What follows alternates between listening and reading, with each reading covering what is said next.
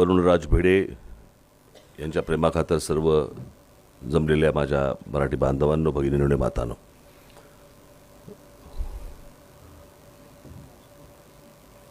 माझं उद्या वसंत व्याख्यानमालेमध्ये माझं भाषण आहे. त्याच्यामुळे जे काय बोलायचं ते उद्याच बोलीन. इथे सर्वांचीच भाषणं झालेली आहेत. खरं तर मी काय माझ्या हस्ते पुरस्कार होता, मला मिळणारा पुरस्कार नव्हता. त्याच्यामुळे मी फार काही बोलावं असं काही नाही आहे. आज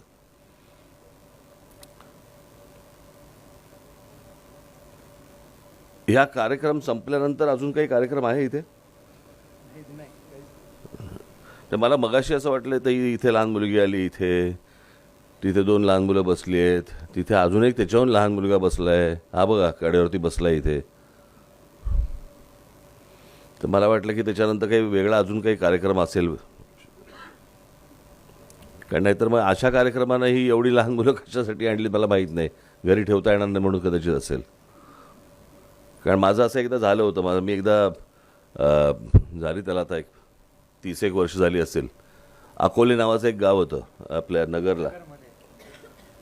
तिथे रात्री माझी सभा होती. त्यावेळेला ते आचारसंहिता वगैरे झंझट लागलं नव्हतं आणि थंडीचे दिवस होते, भयंकर थंडी होती. आणि त्याचं अकोले गाव असं वरती आहे आणि इतकी थंडी होती, मला कल्पना नव्हती इतकी थंडी असेल. मी तिथे वरती गेलो तर तिकडे आमचे सगळे लोक सगळे कानटोप्या बिनटोप्या घालून स्टेजवरती बसलेले, समोर जी काय लोक होती प्रेक्षक सगळे, ते सगळे घोंगड्या बिंगड्या घेऊन असे एवढे दिसत होते मला.